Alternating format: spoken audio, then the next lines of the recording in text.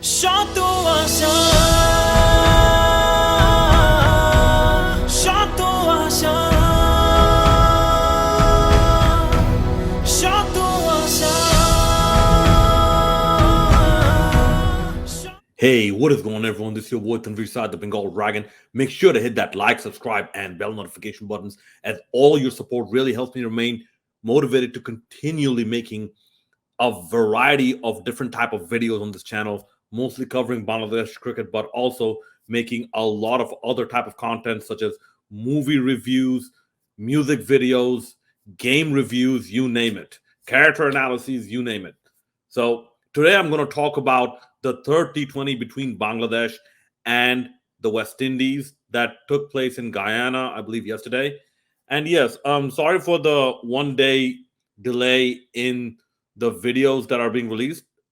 And by the way, as it is right now, July 9th, or sorry, July 8th, 2022, um, whenever you do see this, Eid Mubarak to one and all, to all those who are celebrating it, right?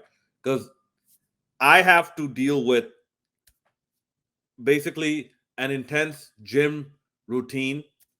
Many days I hit the gym twice a day. At first, wake up in the morning, hit the gym, come back, work 8 hours. After the 8 hours, I hit the gym for another hour again. So after that, I am left with very little energy as it is.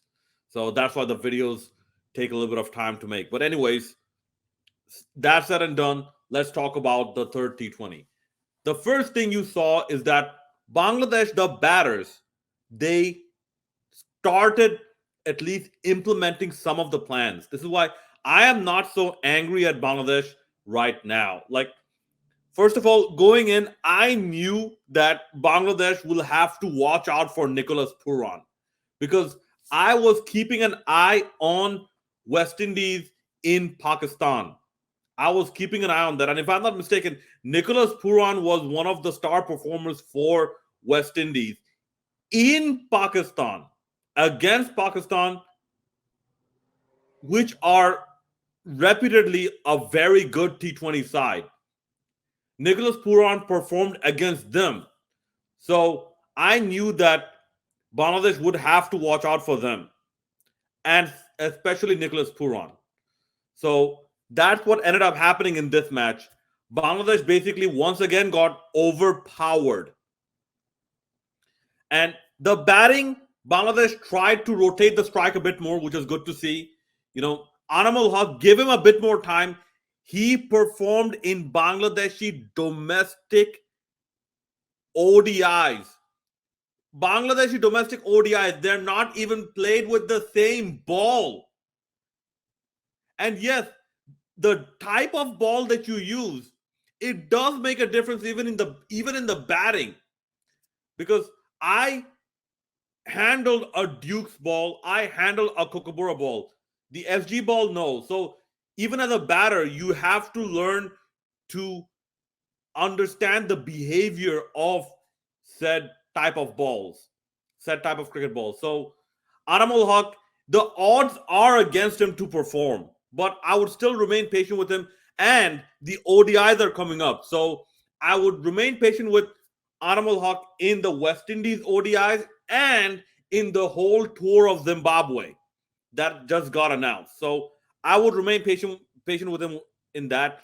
It was good to see Litin Kumar Das perform as well. It was good to see Afif Hussain also perform as well. Shakib Al Hasan, he got out playing a bad shot, trying to be a bit too overzealous. But the problem has been exposed for everyone to see.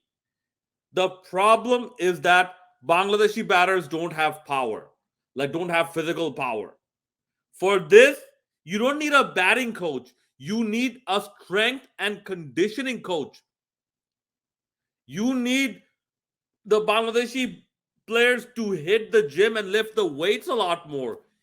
And maybe even do some specific training to increase their overall strength and to increase their twitch power, if you will. I believe something like Mohendra Singh Dhoni, one part of his routine, his training, and why he has such powerful wrists and arms is that he used to train with the punching bag. He used to he used to do a type of boxing training. So things like that, like just not chest presses and whatnot. That's not gonna be enough. So strength and conditioning coaching very important for Bangladesh right now, especially in T20s, where yes, there is a pressure element to it. Like just to quote Rare Cricket Videos. By the way, shout out to Rare Cricket Videos and Omar Queen SC and all the other people who comment on my videos. Okay, got nothing but love for y'all. Well, except the troll, the troll, I enjoy verbally beating him down. So Bangladesh, especially in T20s, where your physical attribute is also a very important factor in your overall strategy. Bangladesh need to improve upon that because there's only so much you can score by hitting fours and taking singles. Yes, this type of taking singles and hitting fours, this is one of the reasons I feel Bangladesh are very good in ODIs because they have finally got the ODI formula. Now they have to get the T20 formula. So Bangladesh putting up at 60 odd, it's not a bad score, although I feel they fell maybe 10 runs short. Because let's say had Shakib stayed for a bit longer. Let's say if Mahmudullah had stayed for a bit longer, we would have gotten 170, 175. And maybe the result might have changed because I believe West Indies had 10 balls to spare and Nicholas Puran was on fire. So if Bangladesh realistically had to win this match, they would have needed perhaps 200. But still, that just goes to show that West Indies are actually a very good batting side when it comes to T20 cricket. And also, you have the Hayden Walsh Jr. factor, which I don't know when Bangladesh are going to learn to embrace leg spin. Not just allow leg spin, embrace it, facilitate it, champion your leg spinners in your domestic circuit. Be much more proactive about it. Your domestic circuit administrators, your little club administrators, tell them, if you're BCP, tell them it's my way or the highway. Okay, if you don't comply with what I say, as a BCP president, if you don't comply with what I say, I don't need you. I don't need you. Like some authoritarianism is required to revamp the entire Bangladeshi domestic structure as it is right now. At least, to champion your leg spinners. Okay, the Bangladeshi bowling. Here's my other disappointment. People like Mustafizur Rahman, he got no wickets in both matches. And when interviewed about it, he was left dumbfounded. Buddy, this hurts your brand. This hurts your T20 brand. Okay, let me say this part in Bengali because I don't think his English is that good. Mustafiz ভাই, এটা আপনারই ক্ষতি হইতেছে এটার। এই performance দেখে আপনাকে আরো কম দল আগ্রহ দেখাবে আপনাকে টি20 ফ্র্যাঞ্চাইজ খেলার জন্য। Do you get it? Because if you perform so lackluster when it comes to your national side, which is out there for the entire world to see, why will people take you seriously? I believe West Indies is actually starting another type of cricket league. Something to do with 60 over, 10 overs or something like that. No Bangladeshis in there. Or if either that or the Lankan Premier League, no Bangladeshis in there. You have these type of performances. Why will anyone think that a Bangladeshi has brand value that they will bring into their T20 franchise.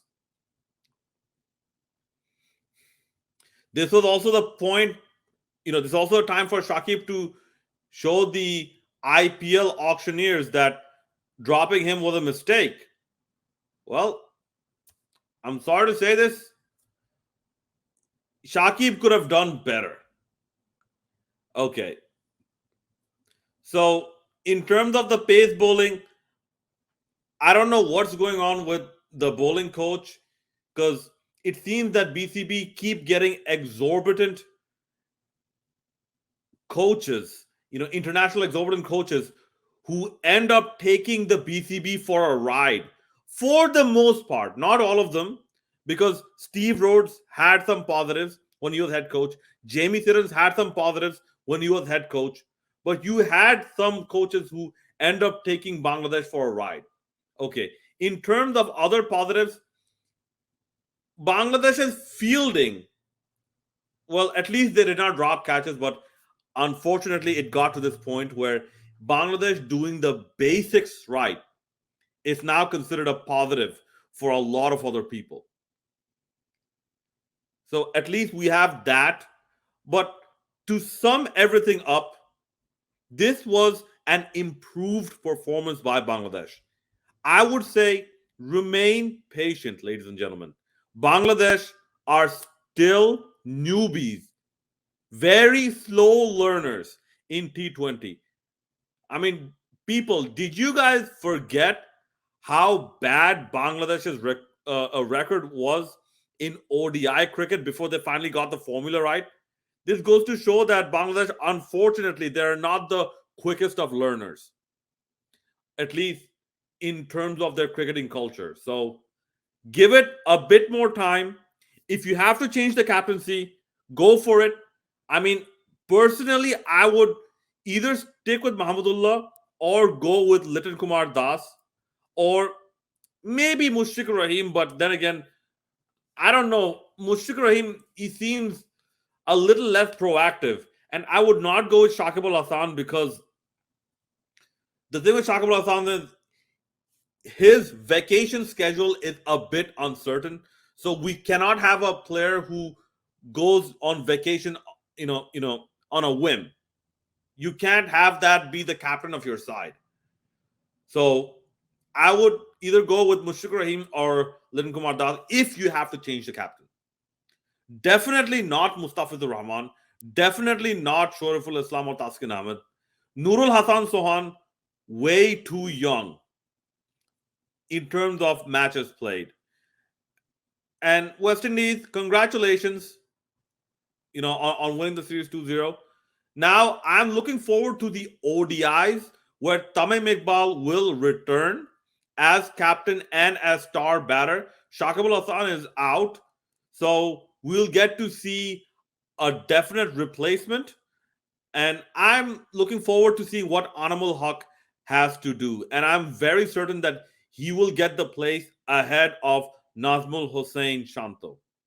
Guys, let me know what you thought about this match in the comment section below. And as always, hit that like, subscribe, and bell notification buttons. And if you see some videos pop up as suggestions, don't be afraid to check them out as well if you'd like. And I'll see you in the next video. This is your boy Tanveer Said, the Bengal Dragon, signing out.